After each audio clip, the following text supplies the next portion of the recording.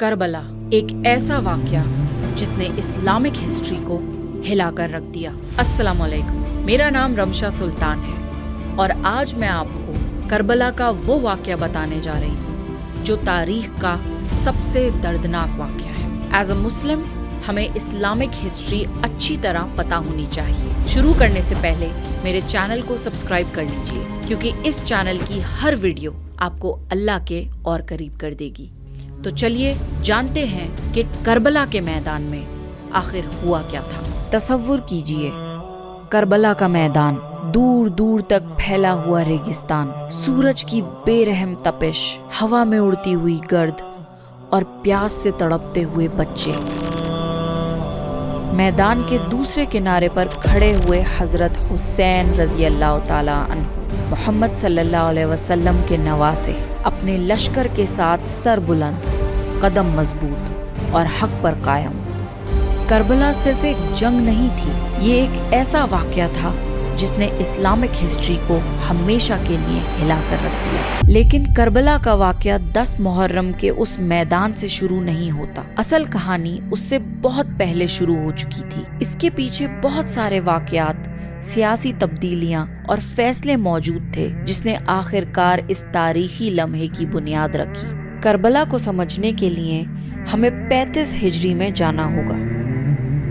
حضرت عثمان بن عفان رضی اللہ تعالیٰ عنہ اب کافی بزرگ ہو چکے تھے۔ آپ مسلمان امت کے خلیفہ تھے اور کئی سالوں سے ذمہ داری کو نبھا رہے تھے، لیکن اس وقت مسلمز کے بیچ پولیٹیکل ٹینشنز بڑھتی جا رہی تھیں، مختلف لوگوں کی شکایتیں تھیں، مختلف رائے تھیں اور حالات دھیرے دھیرے سیریس ہوتے جا رہے تھے۔ مدینہ میں سچویشن اتنی ٹینس ہو گئی کہ حضرت عثمان رضی اللہ تعالیٰ عنہ کی جان کو خطرہ پیدا ہو گیا۔ کئی صحابہ انہیں پروٹیکٹ کرنا چاہتے تھے۔ حضرت علی رضی اللہ تعالیٰ عنہ نے اپنے دونوں بیٹوں حضرت حسن اور حضرت حسین رضی اللہ تعالیٰ عنہ کو بھی بھیجا تاکہ وہ حضرت عثمان رضی اللہ تعالیٰ عنہ کی حفاظت میں کھڑے رہیں، لیکن حضرت عثمان رضی اللہ تعالیٰ عنہ نے اس بات کو پسند نہیں کیا کیونکہ وہ نہیں چاہتے تھے کہ ان کی وجہ سے رسول اللہ صلی اللہ علیہ وسلم کے شہر میں مسلمانوں کا خون بہے۔ اور پھر وہ لمحہ آ گیا جس نے مسلم تاریخ کا رخ بدل دیا۔ کچھ لوگ گھر میں داخل ہوئے اور حضرت عثمان بن عفان رضی اللہ تعالیٰ عنہ کو شہید کر دیا۔ اس وقت آپ قرآن کی تلاوت کر رہے تھے اور جب انہیں شہید کیا گیا تو ان کا خون قرآن کے صفوں پر جا کر گرا۔ یہ صرف ایک خلیفہ کی شہادت نہیں تھی، یہ اسلامک ہسٹری کا وہ ٹرننگ پوائنٹ تھا جہاں سے سب کچھ بدلنا شروع ہو گیا۔ اس وقت شاید کسی کو اندازہ نہیں تھا کہ مدینہ میں ہونے والا یہ واقعہ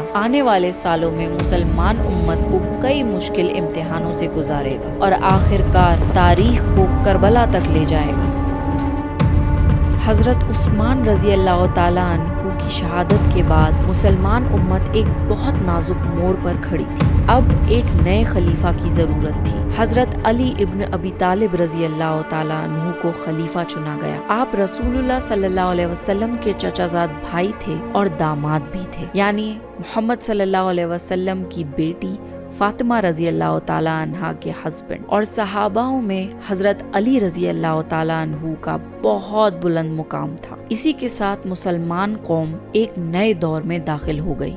حضرت علی رضی اللہ تعالیٰ عنہ کے خلیفہ بننے کے بعد لوگوں کو امید تھی کہ حالات دھیرے دھیرے نارمل ہو جائیں گے، لیکن ریالٹی اس سے زیادہ کمپلیکیٹڈ تھی۔ حضرت عثمان رضی اللہ تعالیٰ عنہ کی شہادت نے مسلمان امت کو گہرا زخم دیا تھا۔ ہر طرف غم بھی تھا اور غصہ بھی۔ کئی لوگ چاہتے تھے کہ حضرت عثمان رضی اللہ تعالیٰ عنہ کے قاتلوں کو فوراً سزا دی جائے، لیکن حضرت علی رضی اللہ تعالیٰ عنہ کے سامنے ایک بڑا چیلنج تھا۔ سچویشن بہت نازک تھی، مختلف علاقوں میں بے چینی تھی، پولیٹیکل ٹینشنز اب بھی موجود تھی اور اگر جلد بازی میں کوئی قدم اٹھایا جاتا تو حالات اور خراب ہو سکتے تھے۔ حضرت علی رضی اللہ تعالیٰ عنہ کی پرائیورٹی تھی کہ پہلے امت کو سٹیبل کیا جائے، حالات کو کنٹرول میں لایا जाए और फिर इंसाफ का निजाम मजबूत किया जाए। लेकिन हर शख्स सिचुएशन को एक ही नजरिए से नहीं देख रहा था और यहाँ से इख्तिलाफ और ज्यादा नुमायां होने लगे। और फिर वही हुआ, धीरे धीरे हालात उस मोड़ पर पहुँचने लगे जहाँ इख्तिलाफ सिर्फ राय का इख्तिलाफ नहीं रहा। अब मुसलमान एक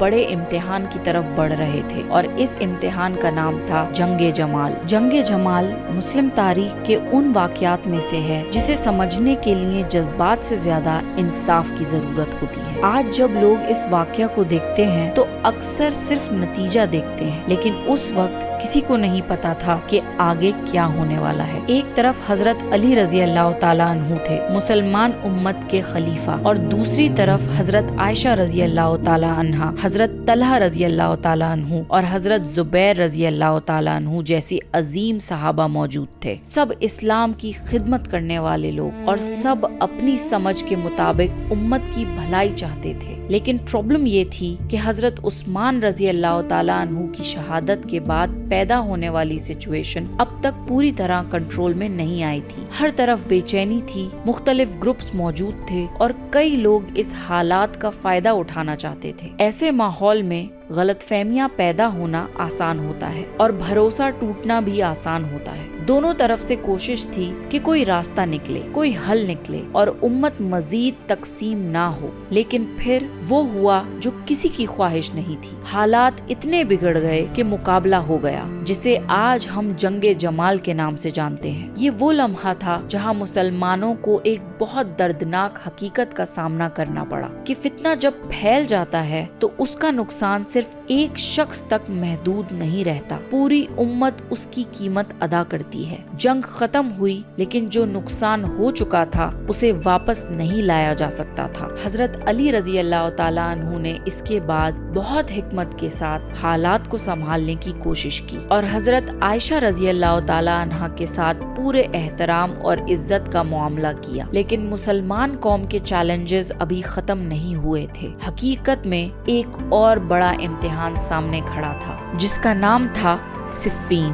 जंगे जमाल के बाद हजरत अली रजी अल्लाह ताला अन्हु की ख्वाहिश थी कि इस उम्मत को फिर से स्टेबिलिटी मिल जाए, लोग सुकून की सांस लें और जो जख्म लग चुके हैं वो धीरे धीरे भरने लगे। लेकिन हालात इतने आसान नहीं थे। मुस्लिम सल्तनत बहुत बड़ी हो चुकी थी और मुख्तलिफ इलाकों में मुख्तलिफ चैलेंजेस मौजूद थे। दूसरी तरफ शाम में हजरत मुआविया रजी अल्लाह ताला अन्हु मौजूद थे। आप रसूलुल्लाह सल्लल्लाहु अलैहि वसल्लम के सहाबी थे और शाम के गवर्नर थे। हजरत मुआविया रजी अल्लाह ताला अन्हु का ये ओपिनियन था कि हजरत उस्मान रजी अल्लाह ताला अन्हु के कातिलों के खिलाफ कदम उठाना सबसे पहले जरूरी है। हजरत अली रजी अल्लाह ताला अन्हु का ये ओपिनियन था कि पहले पूरे निजाम को स्टेबल करना होगा और फिर इंसाफ का अमल मजबूत तरीके से आगे बढ़ेगा। दोनों तरफ मकसद एक ही था, लेकिन अप्रोच मुख्तलिफ थी। इसी वजह से इख्तिलाफ मजीद गहरा होता गया। सिचुएशन धीरे धीरे उस पॉइंट पर पहुंच गई जहां दोनों लश्कर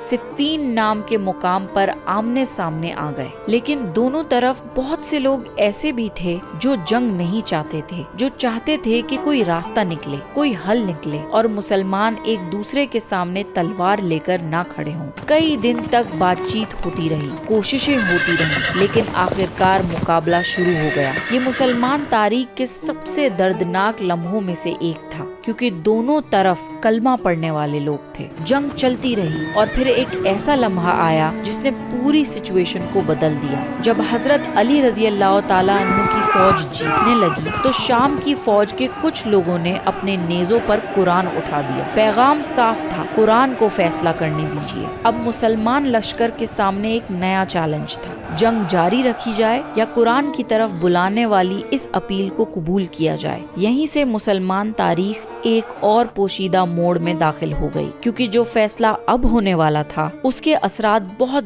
दूर तक जाने वाले थे। और इसी फैसले से एक नया गिरोह पैदा हुआ जिसे तारीख खवारिज के नाम से याद करती है। ये एक ऐसा गिरोह था जो शुरू में हजरत अली रजी अल्लाह ताला अन्हु के साथ थे, लेकिन जब तहकीम यानी आर्बिट्रेशन का फैसला हुआ तो इन्होंने उसी फैसले पर एतराज करना शुरू कर दिया। इनका कहना था, फैसला सिर्फ अल्लाह का होना चाहिए और किसी इंसान को फैसला करने का हक नहीं है। حضرت علی رضی اللہ تعالیٰ عنہ نے انہیں سمجھانے کی بہت کوشش کی، دلائل دیے، گفتگو کی، لیکن ہر گروہ میں کچھ لوگ ایسے ہوتے ہیں جو اپنی رائے کو ہی حق سمجھنے لگتے ہیں۔ دھیرے دھیرے خوارج اور زیادہ سخت ہو گئے اور پھر دھیرے دھیرے انہوں نے ان مسلمانوں کو بھی نشانہ بنانا شروع کر دیا جو ان سے اگری نہیں کرتے تھے۔ سچویشن اب بہت ڈینجرس ہو چکی تھی، کیونکہ اب چیلنج صرف سیاسی نہیں رہا تھا، اب مسئلہ سیکیورٹی اور سٹیبلٹی کا بھی تھا۔ حضرت علی رضی اللہ تعالیٰ عنہ نے پوری کوشش کی تھی کہ امت کو مزید نقصان نہ پہنچے، لیکن حالات روز بروز مشکل ہوتے جا رہے تھے۔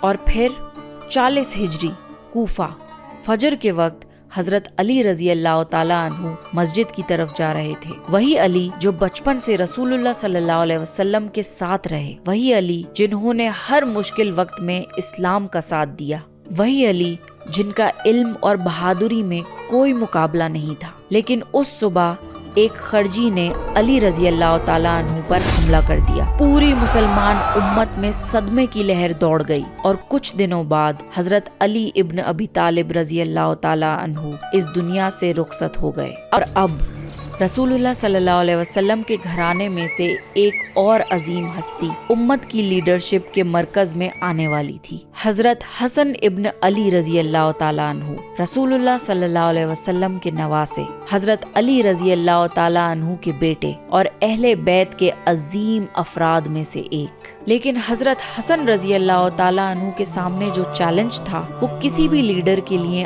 آسان نہیں تھا، کیونکہ مسلمان امت اب بھی سخت سیاسی اور سماجی ٹینشنز کا سامنا کر رہی تھی، اور آنے والا فیصلہ مسلمان تاریخ کے سب سے اہم فیصلوں میں سے ایک بننے والا تھا۔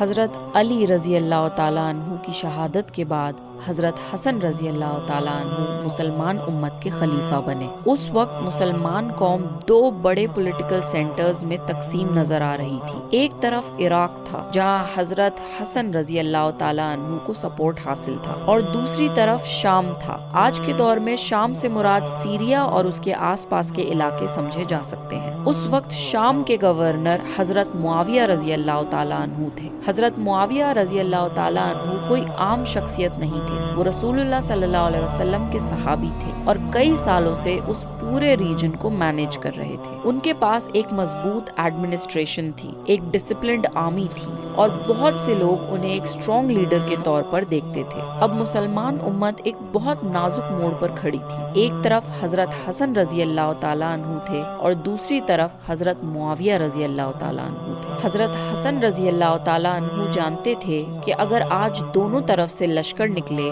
تو صرف لیڈرز کا نقصان نہیں ہوگا، ہزاروں مسلمان مریں گے، ہزاروں گھر اجڑ جائیں گے اور مسلمان امت اور زیادہ ڈیوائیڈ ہو جائے گی۔ اسی دوران انہوں نے اپنی ہی سائڈ کے لوگوں کو قریب سے دیکھا۔ کچھ لوگ وفاداری کا وعدہ کر رہے تھے لیکن مشکل وقت آنے پر پیچھے ہٹنے لگے۔ کچھ لوگ ریومرز پھیلا رہے تھے، کچھ لوگ سائڈ چینج کر رہے تھے، اور کچھ لوگ کھل کر حضرت معاویہ رضی اللہ تعالیٰ عنہ کو سپورٹ کرنے لگے۔ حضرت حسن رضی اللہ تعالیٰ عنہ سمجھ گئے تھے کہ یہ صرف ایک لیڈرشپ کی ریس نہیں ہے، یہ پوری مسلمان امت کے مستقبل کا سوال ہے۔ اب ان کے پاس دو راستے تھے، پہلا راستہ کہ وہ اپنی پوزیشن کے لیے جنگ کرتے، اور دوسرا راستہ کہ وہ اپنی ذاتی پوزیشن کے اوپر اٹھ کر مسلمان امت کی جانوں کو بچاتے۔ اور یہی حضرت حسن رضی اللہ تعالیٰ عنہ کی عظیم لیڈرشپ نظر آتی ہے۔ آپ رسول اللہ صلی اللہ علیہ وسلم کے نواسے تھے، آپ خلیفہ تھے، آپ چاہتے تو اپنے مقام کے لیے جنگ کر سکتے تھے، لیکن آپ نے امن کا راستہ چنا،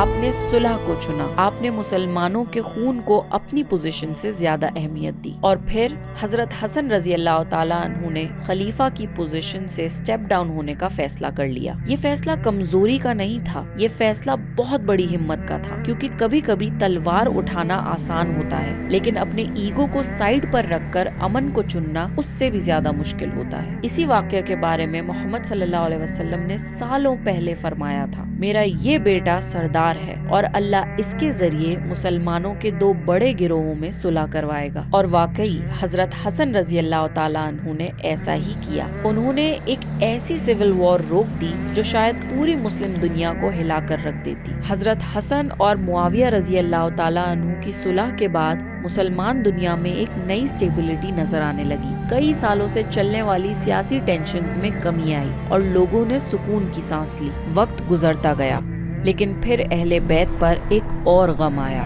حضرت حسن رضی اللہ تعالیٰ عنہ کو زہر دے دیا گیا۔ وہ سخت بیمار ہو گئے۔ ان کے زہر کا اثر اتنا سخت تھا کہ حضرت حسن رضی اللہ تعالیٰ عنہ شدید درد اور کمزوری سے گزرے۔ ان کی طبیعت دن بدن خراب ہوتی چلی گئی۔ حضرت حسین رضی اللہ تعالیٰ عنہ اپنے بھائی سے ملنے آئے اور ان سے پوچھا، کیا آپ مجھے بتائیں گے یہ کس نے کیا ہے؟ لیکن حضرت حسن رضی اللہ تعالیٰ عنہ نے کسی کا نام لینا پسند نہیں کیا۔ آپ نہیں چاہتے تھے کہ آپ کے بعد ایک اور فتنہ کھڑا ہو، ایک اور خون ریزی شروع ہو۔ اور پھر حضرت حسن رضی اللہ تعالیٰ عنہ اس دنیا سے رخصت ہو گئے۔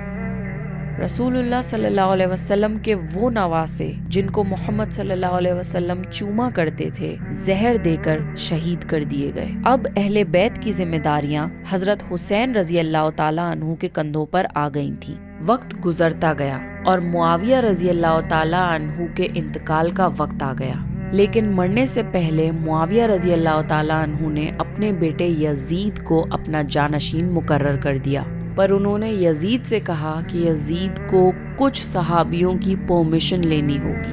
اگر وہ صحابی یزید کے ہاتھ پہ بیعت کرتے ہیں تبھی وہ خلیفہ بن پائے گا، اور ان میں سے سب سے امپورٹنٹ صحابی حسین رضی اللہ تعالیٰ عنہ تھے۔ سچ بات یہ ہے کہ یزید مسلمانوں کا خلیفہ بننے کے لائق نہیں تھا، اور حسین رضی اللہ تعالیٰ عنہ کو یہ بات اچھی طرح پتہ تھی۔ کچھ صحابیوں نے یزید کی خلافت کے لیے بیعت دے دی، لیکن حسین رضی اللہ تعالیٰ عنہ نے بیعت نہیں دی۔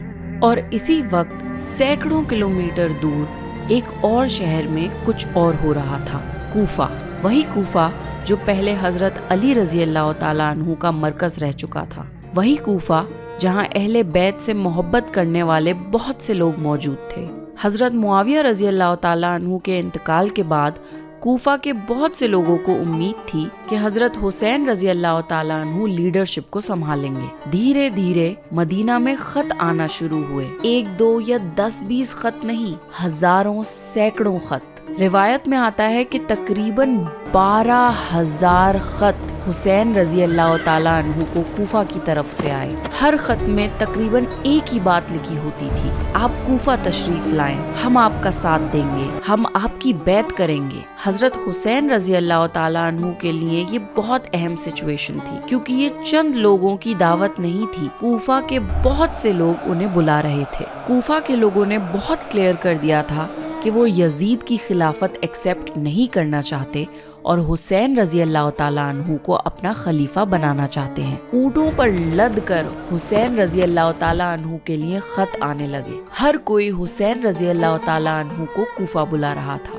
لیکن حسین رضی اللہ تعالیٰ عنہ نے جلد بازی نہیں کی۔ آپ نے فیصلہ کیا کہ پہلے وہاں کی اصل سچویشن کو سمجھا جائے، تو انہوں نے مسلم بن عقیل رضی اللہ تعالیٰ عنہ کو کوفہ بھیجا، جو کہ حسین رضی اللہ تعالیٰ عنہ کے کزن بھی تھے۔ مسلم بن عقیل رضی اللہ تعالیٰ عنہ جب کوفہ پہنچے تو وہاں کے لوگوں نے انہیں بہت اچھی طرح ویلکم کیا اور اوپنلی حسین رضی اللہ تعالیٰ عنہ کے لیے اپنا سپورٹ ظاہر کیا۔ لوگوں کے جھنڈ ان کے پاس آنے لگے اور بیعت کرنے لگے۔ تقریباً 14,000 لوگوں نے حضرت حسین رضی اللہ تعالیٰ عنہ کے حق میں بیعت کی، اور ہر ایک بیعت کرنے والا شخص اپنی فیملی کے ملٹیپل ممبرز کو ریپرزینٹ کر رہا تھا، یعنی پورے کوفہ شہر نے حسین رضی اللہ تعالیٰ عنہ کے لیے سپورٹ ظاہر کیا۔ مسلم بن عقیل رضی اللہ تعالیٰ عنہ نے یہ ساری سچویشن دیکھ کے حضرت حسین رضی اللہ تعالیٰ عنہ کو پیغام بھیجا، اور انہوں نے حضرت حسین رضی اللہ تعالیٰ عنہ کو کوفہ سفر کرنے کا گرین سگنل دے دیا۔ کہیں سے یہ بات یزید تک پہنچ گئی کہ کوفہ پورا کا پورا حسین رضی اللہ تعالیٰ عنہ کے سپورٹ میں ہے۔ یزید نے فوراً عبید اللہ بن زیاد کو کوفہ بھیجا۔ عبید اللہ بن زیاد ایک بہت ہی ایروگینٹ اور خراب قسم کا آدمی تھا۔ اس نے کوفہ آ کر لوگوں کو ڈرانا دھمکانا شروع کر دیا۔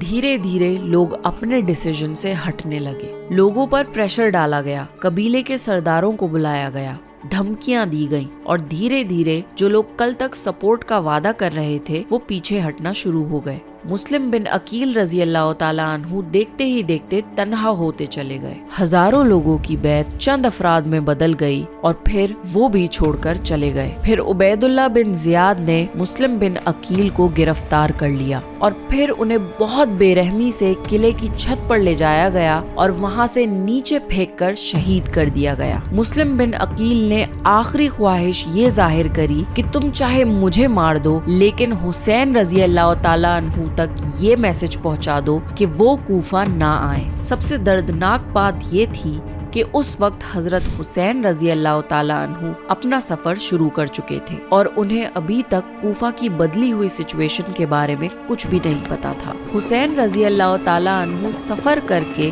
बच्चे, ख्वातीन और करीबी साथियों के साथ कूफा आ रहे थे। उन्हें इस बात का इल्म नहीं था कि जंग भी हो सकती है। काफी सीनियर सहाबियों ने हुसैन रजी अल्लाह ताला अन्हु को कूफा जाने से मना किया था और इस बात से वार्न किया था कि कूफा के लोगों ने उनके बाप अली रजी अल्लाह ताला अन्हु को भी धोखा दिया था। सपोर्ट का वादा करके पीछे हट गए थे, लेकिन हजरत हुसैन रजी अल्लाह ताला अन्हु के पास वो खत थे जिनमें हजारों कूफियों का वादा और उनकी उम्मीद थी। सफर के दौरान धीरे धीरे कुछ लोग हजरत हुसैन रजी अल्लाह ताला अन्हु के काफिले से मिलना शुरू हुए और उन्हें ये समझ आना शुरू हो गया कि शायद कूफा में अब सिचुएशन सेम नहीं रही है। फिर एक दिन उन तक ये खबर पहुंची कि मुस्लिम बिन अकील को शहीद कर दिया गया है। ये एक बहुत शॉकिंग खबर थी क्योंकि मुस्लिम बिन अकील का इससे पहले एक बहुत खुशनुमा पैगाम आया था और अब एकदम से क्या हुआ कि उन्हें शहीद कर दिया गया। हजरत हुसैन रजी अल्लाह ताला अन्हु ने अपने काफिले को वहीं रोककर वापस जाने का इरादा जाहिर किया, लेकिन मुस्लिम बिन अकील के बेटे और कुछ रिश्तेदार वहाँ मौजूद थे जो उनकी शहादत के बारे में सुनकर बहुत गुस्से में थे और उन्होंने हुसैन रजी अल्लाह ताला अन्हु को कन्विंस किया कि हमें कूफा जाना चाहिए ताकि वो अपने बाप का बदला ले सकें और वहाँ पर कूफा के लोग तो उन्हें सपोर्ट करने के लिए हैं ही। फिर हजरत हुसैन रजी अल्लाह ताला अन्हु ने सब लोगों को इकट्ठा किया और उन्हें समझाया कि अब सिचुएशन पहले जैसी नहीं रही है, तो अगर यहाँ से कोई वापस जाना चाहता है तो चला जाए। बहुत से लोग ऐसे थे जिन्होंने वापस जाने का इरादा कर लिया, लेकिन बहुत से सहाबा ऐसे थे जो हुसैन रजी अल्लाह ताला अन्हु से मोहब्बत करते थे और उन्हें छोड़कर नहीं गए। इसी दौरान एक लश्कर काफिले के करीब आया। ये हूर इब्न यजीद का लश्कर था। हूर को जिम्मेदारी दी गई थी कि हजरत हुसैन रजी अल्लाह ताला अन्हु को कूफा पहुंचने से रोका जाए। हूर और हजरत हुसैन रजी अल्लाह ताला अन्हु के दरमियान काफी गुफ्तगू हुई।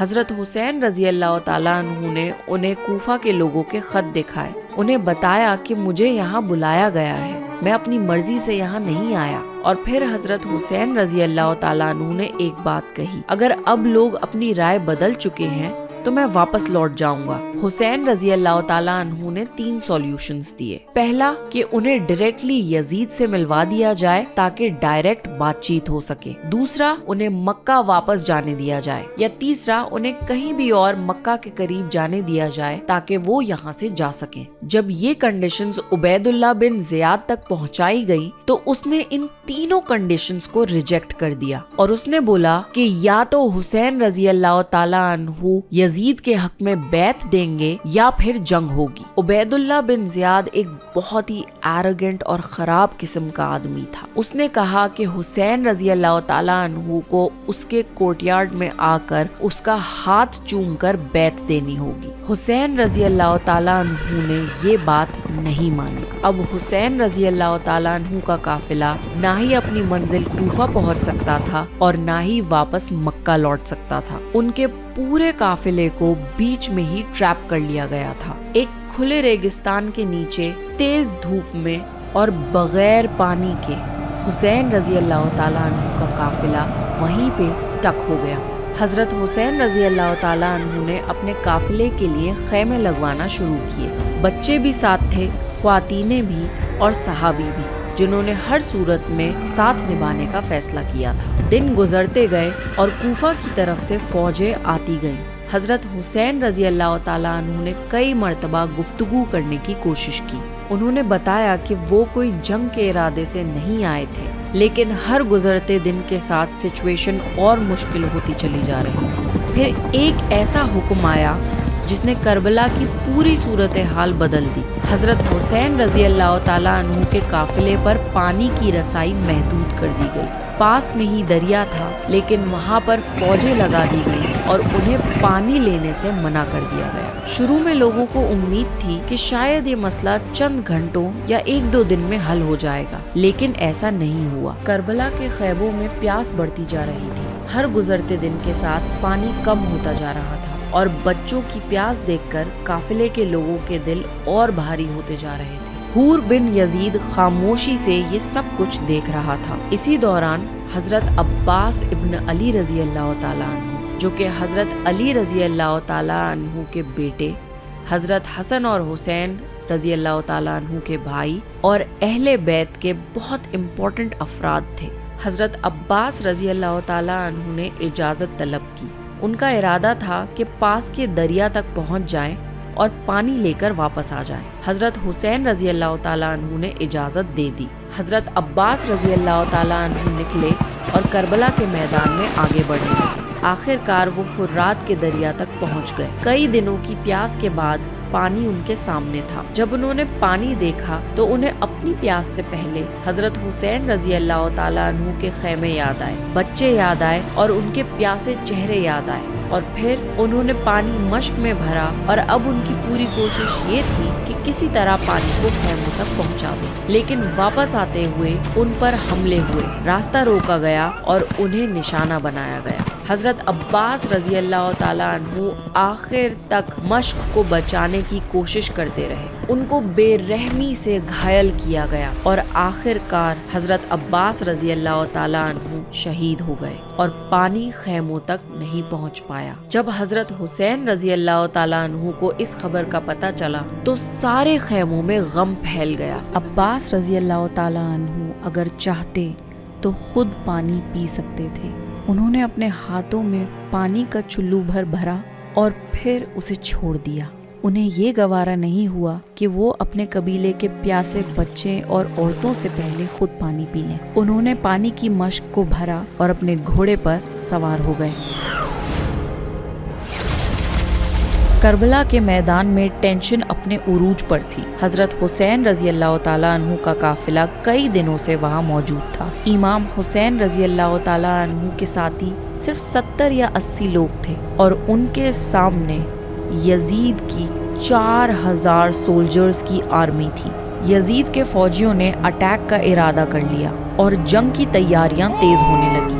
حضرت حسین رضی اللہ تعالیٰ عنہ نے پیغام بھیجا اور 1 اور رات کی مہلت مانگی۔ وہ شاید جانتے تھے کہ اس دنیا میں یہ ان کی آخری رات ہے اور وہ یہ رات اللہ کی عبادت میں گزارنا چاہتے تھے۔ اس رات خیموں میں قرآن کی تلاوت ہو رہی تھی، دعائیں کی جا رہی تھیں اور ہر کوئی اللہ کی عبادت کر رہا تھا۔ پھر حضرت حسین رضی اللہ تعالیٰ عنہ نے اپنے ساتھیوں کو جمع کیا اور بڑی سچائی سے فرمایا، کل کا دن بہت سخت ہوگا، جو جانا چاہتا ہے وہ چلا جائے، میں کسی کو نہیں روکوں گا اور کسی کو بھی چلے جانے کا گناہ نہیں ہوگا۔ سوچئے، اندھیری رات، سامنے ہزاروں کی فوج اور موت قریب۔ یہ وہ موقع تھا جہاں لوگ اپنی جان بچانے کے لیے نکل سکتے تھے، لیکن کوئی نہیں گیا، ایک بھی شخص نہیں۔ ان سب نے امام حسین ابن علی رضی اللہ تعالیٰ عنہ کے ساتھ کھڑے رہنے کا فیصلہ کیا، کیونکہ حسین ابن علی رضی اللہ تعالیٰ عنہ حق پر تھے اور سچ کے ساتھ کھڑے ہونا ہر مسلمان کا فرض ہے۔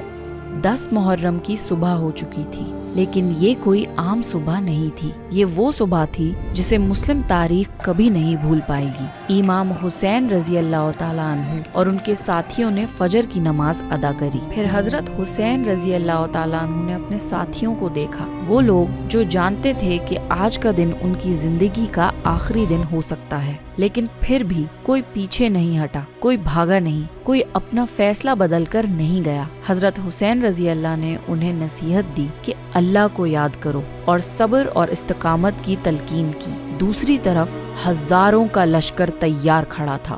جب دونوں لشکر آمنے سامنے کھڑے تھے تب حر ابن یزید کا دل لرز رہا تھا۔ ان کا ضمیر اس بات پر گواہی نہیں دے رہا تھا کہ وہ کیسے حسین رضی اللہ تعالیٰ عنہ کے اگینسٹ کھڑے ہو سکتے ہیں، جبکہ حسین رضی اللہ تعالیٰ عنہ تو محمد صلی اللہ علیہ وسلم کے نواسے ہیں۔ حر نے فرمایا، मैं अपने आप को जन्नत और जहन्नम के दरमियान देख रहा हूँ। और फिर उन्होंने एक ऐसा डिसीजन लिया जो कि शायद ही कभी कोई लेता होगा। उन्होंने अपना घोड़ा मोड़ दिया और हजारों की पावरफुल फौज छोड़कर वो हज़रत हुसैन रज़ी अल्लाह ताला अन्हु के पास आ गए। उनकी आंखों में आंसू थे और दिल में नदामत। और फिर उन्होंने माफ़ी मांगी। हुसैन रज़ी अल्लाह ताला अन्हु ने उन्हें माफ़ कर दिया। आखिर हुसैन मोहम्मद सल्लल्लाहु अलैहि वसल्लम के नवासे भी तो थे। ये करबला का एक और सबक था कि जब इंसान सच को पहचान ले तो उसके पास वापस लौटने का मौका होता है। और फिर जंग शुरू हुई।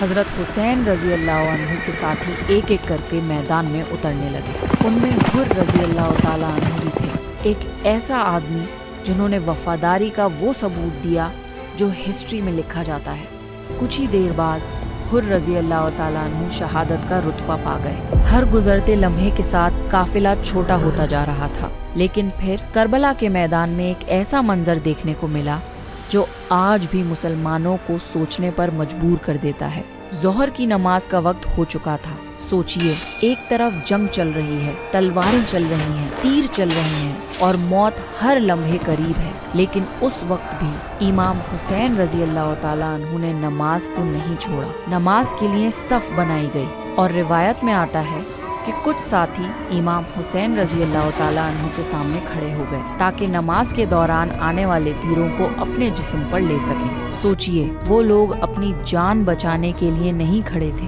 वो नमाज बचाने के लिए खड़े थे। वो इमाम हुसैन रज़ी अल्लाह ताला अन्हु को प्रोटेक्ट करने के लिए खड़े थे। और फिर करबला के मैदान में तीरों के साए में नमाज अदा की गई। ये सिर्फ एक नमाज नहीं थी, ये पूरी उम्मत के लिए एक पैगाम था कि अगर करबला के मैदान में जंग के दौरान नमाज नहीं छोड़ी गई तो हम अपनी रोजमर्रा की जिंदगी में उसे किस बहाने से छोड़ रहे हैं। नमाज मुकम्मल हुई, लेकिन करबला का इम्तिहान अब और सख्त होने वाला था। हज़रत हुसैन रज़ी अल्लाह ताला अन्हु के साथी एक एक कर शहीद हो रहे थे। और फिर जंग के मैदान में अहले बैत यानी मोहम्मद सल्लल्लाहु अलैहि वसल्लम की फैमिली के जवान मर्द एक एक करके उतरने लगे। उनमें से हज़रत अली अकबर रज़ी अल्लाह ताला अन्हु भी थे, जो कि हज़रत हुसैन रज़ी अल्लाह ताला अन्हु के जवान बेटे थे। रिवायत में आता है कि वो शक्ल, अखलाक और गुफ्तगू में रसूलुल्लाह सल्लल्लाहु अलैहि वसल्लम से बहुत मुशाबहात रखते थे। अली अकबर रज़ी अल्लाह ताला अन्हु ने अपने वालिद हुसैन रज़ी अल्लाह ताला अन्हु से इजाज़त मांगी। हज़रत हुसैन रज़ी अल्लाह ने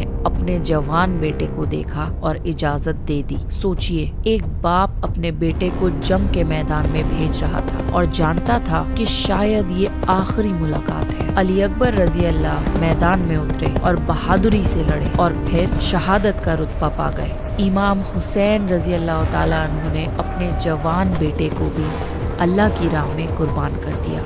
खैमों में पानी की कमी बहुत ज़्यादा शदीद हो चुकी थी। हज़रत अब्बास रज़ी अल्लाह ने बहुत बहादुरी से पानी लाने की कोशिश की थी, लेकिन वो बेरहमी से शहीद कर दिए गए थे। उनकी शहादत के बाद खैमों में पानी की आखिरी उम्मीद भी ख़त्म हो गई थी। कई दिनों की प्यास ने सबको कमज़ोर कर दिया था। बच्चे प्यास से बिलक रहे थे। डिहाइड्रेशन इतनी ज़्यादा थी कि माओं का दूध भी खुश्क हो गया था। हर तरफ एक ही पुकार सुनाई देती थी, पानी, पानी। और फिर हज़रत हुसैन रज़ी अल्लाह अन्हु ने अपने सबसे छोटे बेटे को अपनी बाहों में उठाया और बाहर लेकर आए। ये अली असगर रज़ी अल्लाह अन्हु थे, जिनकी उम्र सिर्फ 6 महीने थी। एक मासूम बच्चा, ना उसके हाथ में तलवार थी, ना वो जंग कर सकता था। इमाम हुसैन रज़ी अल्लाह अन्हु ने अपने छोटे बेटे को उठाकर यजीदियों को दिखाया और फरमाया, अगर मुझे पानी नहीं देना चाहते तो इस मासूम बच्चे को तो पानी दे दो। कुछ लम्हों के लिए मैदान में खामोशी छा गई, लेकिन फिर एक तीर छोड़ा गया और वो तीर अली असगर रज़ी अल्लाह अन्हु को जा लगा। दरिंदगी की ये हद पहुंच चुकी थी कि 6 महीने के छोटे बच्चे पर भी रहम नहीं किया गया और उसे तीर मारकर शहीद कर दिया गया। हुसैन रज़ी अल्लाह ताला अन्हु के हाथों में उनके 6 महीने का छोटा मासूम बच्चा शहीद हो गया। सोचिए, करबला का ये कितना दर्दनाक मंजर था। एक बाप अपने 6 महीने के बच्चे को पानी मांगने के लिए लाया था, लेकिन वापस اپنے شہید بیٹے کو لے کر گیا۔ اب کربلا کا غم اپنی انتہا کے قریب پہنچ رہا تھا۔ حضرت حسین رضی اللہ عنہ نے اپنے بھائی کو کھو دیا تھا، اپنے بیٹوں کو کھو دیا تھا، اپنے 6 مہینے کے بچے کو کھو دیا تھا اور اپنے سارے وفادار ساتھیوں کو کھو دیا تھا۔ صبح جو قافلہ ان کے ساتھ کھڑا تھا اب اس میں بہت کم لوگ باقی رہ گئے تھے۔ امام حسین رضی اللہ تعالیٰ عنہ نے ایک بار آخری مرتبہ خیموں کی طرف دیکھا۔ وہاں بچے تھے، وہاں اہل بیت کی خواتینیں تھیں اور وہاں ان کی بہن زینب رضی اللہ تعالیٰ عنہ بھی تھی۔ یہ شاید ان کی آخری نظر تھی۔ پھر امام حسین رضی اللہ تعالیٰ عنہ میدان کی طرف بڑھے۔ یہ وہ شخص تھے جنہیں محمد صلی اللہ علیہ وسلم اپنے کندھوں پر بٹھایا کرتے تھے۔ یہ فاطمہ رضی اللہ تعالیٰ عنہ کے بیٹے تھے، یہ علی رضی اللہ تعالیٰ عنہ کے بیٹے تھے، یہ محمد صلی اللہ علیہ وسلم کے نواسے تھے۔ لیکن آج وہ کربلا کے میدان میں تنہا کھڑے تھے۔ امام حسین رضی اللہ تعالیٰ عنہ نے آخری لمحوں تک بہادری اور استقامت کا مظاہرہ کیا۔ ہر طرف سے حملے ہو رہے تھے لیکن امام حسین رضی اللہ تعالیٰ عنہ پیچھے نہیں۔ آخر کار 10 محرم 61 ہجری کو امام حسین ابن علی رضی اللہ تعالیٰ عنہ شہید کر دیے گئے اور پھر ان کا سر مبارک جسم سے جدا کر دیا گیا۔ ظلم کی انتہا دیکھیے، یزیدیوں نے یہ بھی لحاظ نہ کیا کہ حسین ابن علی رضی اللہ تعالیٰ عنہ محمد صلی اللہ علیہ وسلم کے نواسے ہیں۔ یہ اسلامک ہسٹری کا سب سے دردناک منظر تھا۔ خیموں میں چیخ پکار اٹھ گئی۔ امام حسین رضی اللہ تعالیٰ عنہ کو شہید کر دیا گیا اور ان کا سر مبارک الگ کر دیا گیا تھا۔ روایت میں آتا ہے کہ محمد صلی اللہ علیہ وسلم کو پہلے ہی بتا دیا گیا تھا کہ ایک دن ان کے نواسے حسین رضی اللہ تعالیٰ عنہ کو شہید کر دیا جائے گا۔ جبریل علیہ السلام نے محمد صلی اللہ علیہ وسلم کو کربلا کی وہ مٹی دکھائی جہاں ان کے نواسے حسین رضی اللہ تعالیٰ عنہ کو شہید کر دیا جائے گا۔ امام حسین رضی اللہ عنہ کی شہادت کے بعد اہل بیت کی آزمائش ختم نہیں ہوئی۔ اہل بیت کے خیموں کو لوٹا گیا اور ان میں آگ لگا دی گئی۔ ہر طرف دھواں تھا، ہر طرف افراتفری تھی۔ بچے ڈر کر ایک دوسرے سے لپٹ رہے تھے۔ کچھ معصوم بچے اپنے والد کو ڈھونڈ رہے تھے اور کچھ اپنے بھائیوں کو پکار رہے تھے، لیکن کربلا کے میدان میں اب جواب دینے والا کوئی نہیں تھا۔ اس رات کربلا کی ریت پر اہل بیت نے وہ غم دیکھا جسے الفاظ میں بیان کرنا مشکل ہے، لیکن اللہ نے اہل بیت کے لیے ایک ذمہ داری سنبھالنے والے شخص کو زندہ رکھا۔ یہ تھے امام علی ابن حسین زین العابدین رضی اللہ تعالیٰ عنہ۔ کربلا کی جنگ کے وقت یہ سخت بیمار تھے، اسی وجہ سے یہ جنگ میں حصہ نہیں لے سکے تھے، اور پھر اللہ کی حکمت سے اہل بیت کی نسل اور کربلا کا پیغام ان کے ذریعے آگے چلا۔ اگلی صبح اہل بیت کی خواتینیں اور بچوں کو قیدیوں کی صورت میں کربلا سے روانہ کیا گیا۔ جس کوفہ نے امام حسین رضی اللہ عنہ کو خط لکھ کر بلایا تھا، آج وہی کوفہ ان کے گھرانے کو قیدیوں کی صورت میں دیکھنے والا تھا۔ جب قافلہ قریب پہنچا تو لوگ دیکھنے کے لیے جمع ہونے لگے۔ کسی کو معلوم نہیں تھا کہ یہ قیدی کون ہے، لیکن پھر دھیرے دھیرے لوگوں کو ریئلائز ہونے لگا یہ کوئی عام قیدی نہیں تھے، یہ محمد صلی اللہ علیہ وسلم کے گھرانے کے افراد تھے، یہ علی رضی اللہ تعالیٰ عنہ کا گھرانہ تھا۔ پورا ماحول بدل گیا، لوگوں نے شرم سے اپنی نظریں جھکا لی اور رونے لگے، اور پھر حضرت زینب رضی اللہ تعالیٰ عنہ لوگوں کے سامنے کھڑی ہوئیں اور انہوں نے فرمایا، تم رو کیوں رہے ہو؟ جب حسین کو تمہاری ضرورت تھی تب تم کہاں تھے؟ تم نے حسین کو یہاں بلایا تھا، پھر تم نے ان کا ساتھ کیوں چھوڑ دیا؟ کیا تم اللہ کے سامنے اس کا جواب دے سکو گے؟ پورا کوفہ خاموش تھا، آنسو بہہ رہے تھے۔ کوفہ کے لوگوں کو ریئلائزیشن ہٹ ہوئی کہ ان کی دغا نے کتنا بڑا نقصان کر دیا تھا۔ کوفہ کے یزیدی محل میں عبید اللہ ابن زیاد کے سامنے امام حسین رضی اللہ تعالیٰ عنہ کا سر مبارک ایک تشتری میں پیش کیا گیا۔ وہ اتنا خبیث انسان تھا کہ اس نے امام حسین رضی اللہ تعالیٰ عنہ کے سر مبارک پہ چھڑی ماری، ان کی آنکھوں اور ہونٹوں پر چھڑی ماری اور انہیں برے بھلے الفاظ کہے۔ اس کے دربار میں ایک بزرگ صحابی موجود تھے جو بہت پہلے کوفہ شفٹ ہو چکے تھے۔ ان سے یہ منظر دیکھا نہ گیا اور وہ غصے سے کھڑے ہو گئے۔ انہوں نے عبید اللہ ابن زیاد سے کہا، اپنی چھڑی ہٹا لو، اللہ کی قسم میں نے محمد صلی اللہ علیہ وسلم کو ان ہونٹوں کو چومتے ہوئے دیکھا ہے۔ جس چہرے کی توہین کی جا رہی تھی وہ محمد صلی اللہ علیہ وسلم کے نواسے کا چہرہ تھا، وہی نواسا جسے محمد صلی اللہ علیہ وسلم اپنے سینے سے لگایا کرتے تھے، جس کے گالوں کو اور جس کے ہونٹوں کو محمد صلی اللہ علیہ وسلم چوما کرتے تھے۔ آج محمد صلی اللہ علیہ وسلم کی نسل کی ایسے توہین ہو رہی تھی۔ کوفہ کے بعد اہل بیت کے قافلے کو دمشق کی طرف روانہ کیا گیا، جہاں پر یزید کا محل تھا۔ جس بستی اور شہر سے قافلہ گزرتا گیا، لوگ سوال کرنے لگے، یہ قیدی کون ہے؟ ان کے ساتھ کیا ہوا؟ اور امام حسین ابن علی کہاں گئے؟ اور ہر جگہ کربلا کا دردناک واقعہ پھیلتا چلا گیا۔ آخر کار قافلہ دمشق پہنچا، وہ کیپٹل جہاں سے پوری مسلم سلطنت چلائی جا رہی تھی۔ یزید کے محل میں پورے کربلا کا واقعہ بیان کیا گیا اور اس کے سامنے امام حسین رضی اللہ عنہ کا سر مبارک پیش کیا گیا۔ یہ دیکھ کر یزید اپنی سیٹ سے کھڑا ہو گیا، لیکن پھر بھی اس نے عبید اللہ ابن زیاد، شمر یا ان کے کسی بھی ساتھی کو کوئی سزا نہیں دی۔ اس لیے علماء اس بات سے اگری کرتے ہیں کہ یزید کربلا کے واقعے کے لیے پوری طرح رسپانسبل تھا۔ اگر اسے سچ میں ریگریٹ ہوئی ہوتی تو وہ ایسا کرنے والوں کو سزا ضرور دیتا۔ حضرت زینب رضی اللہ تعالی عنہا نے یزید کو ڈائریکٹلی کنفرنٹ کیا۔ انہوں نے سب کو یاد دلایا کہ کربلا میں کس کا خون بہا ہے۔ یزید نے اہل بیت کو رہا کر دیا اور امام حسین رضی اللہ تعالی عنہ کا سر مبارک بھی اہل بیت کے حوالے کر دیا۔ کچھ علماء کے اکارڈنگ امام حسین رضی اللہ عنہ کی باڈی کربلا میں دفن ہے اور ان کا سر مبارک مدینہ میں جنت البقیع میں دفن کیا گیا۔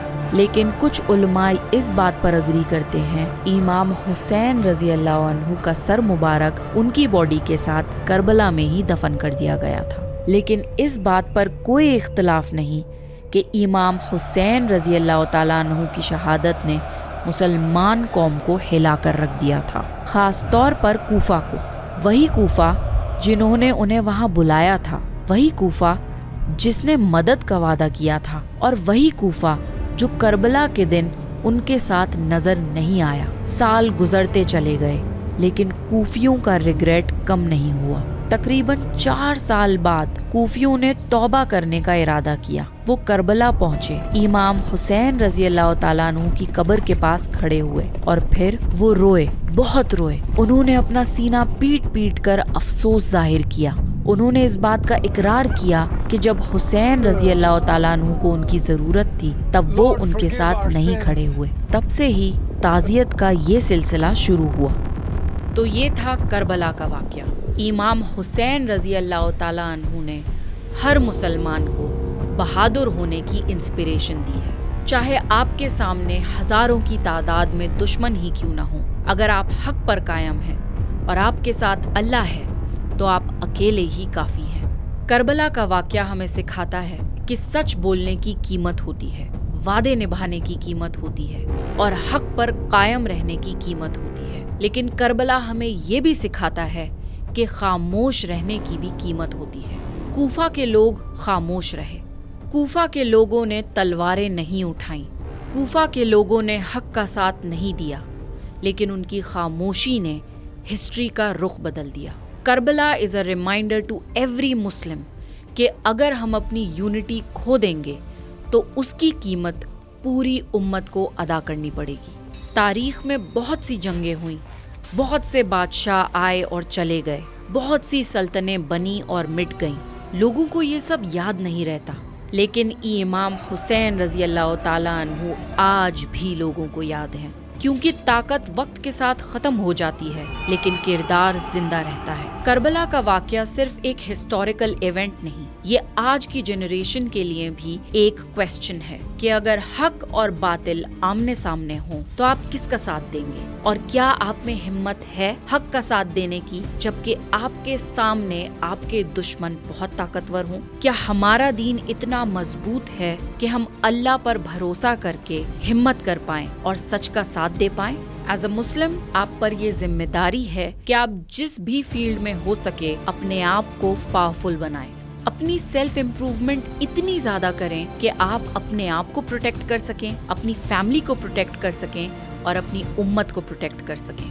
آپ ایک ایسے مسلمان بنیں جسے کسی سے ڈر نہ لگتا ہو، جو کسی سے ڈر کر جھوٹ نہ بولیں اور سچ بول سکیں۔ اگر آپ کو میری ویڈیوز پسند آتی ہیں تو پلیز اس چینل کو سبسکرائب کر لیجئے، کیونکہ آگے آنے والی ویڈیوز آپ کو اللہ کے اور زیادہ قریب کر دیں گی۔ اور اس ویڈیو کو زیادہ سے زیادہ لوگوں کے ساتھ شیئر کریے تاکہ لوگوں کو پتہ لگ سکے کہ آخر کربلا کے میدان میں ہوا کیا تھا۔ اس ویڈیو نے آپ کو کیا سکھایا، کامنٹ کر کے بتائیے۔ دس از می رمشا سلطان، سائننگ آف۔